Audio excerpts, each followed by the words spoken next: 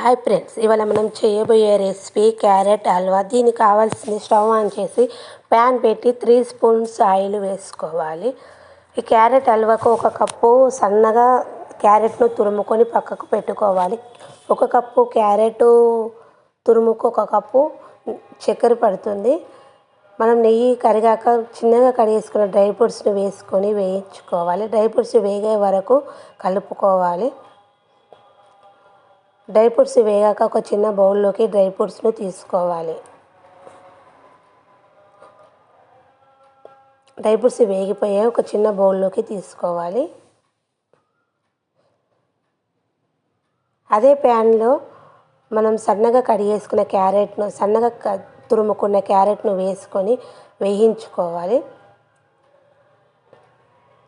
వేయించుకొని మూత పెట్టుకోవాలి. మూత పెట్టుకొని ఒక 2 మినిట్స్ తర్వాత మూత చూస్తే మనకు క్యారెట్ సగం ఉడికిపోతుంది.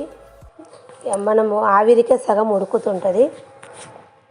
తర్వాత ఒకసారి తీసి చూస్తే క్యారెట్ ఉడికిపోయింది. దీనికి 1 కప్పు క్యారెట్కు 1 కప్పు చక్కెర వేసుకొని కలుపుకొని మూత పెట్టుకోవాలి. మళ్ళీ మూత పెట్టుకొని ఒక 2 మినిట్స్ తర్వాత మూత తీసి చూడాలి. ఎందుకంటే చక్కెర కరిగే వరకు కొంచెం మూత పెట్టుకొని మూత తీసి చూస్తే చక్కెర క్యారెట్లో ఇంకిపోతుంది. తర్వాత 1 గ్లాస్ పాలు పోసుకోవాలి. పాలు పోసుకొని కలుపుకోవాలి. 1 గ్లాస్ చిక్కటి పాలు పోసుకొని కలుపుకొని మనం ముందుగా వేయించుకున్న డ్రై ఫ్రూట్స్ని వేసుకొని కలుపుకోవాలి. తర్వాత మూత పెట్టి ఒక 2 మినిట్స్ మనకు పాలన్నీ ఇంకిపోయే వరకు ఒక 2 మినిట్స్ ఉంచాలి. తర్వాత క్యారెట్లోకి పాలు డ్రై ఫ్రూట్స్ ఇంకిపోయాయి.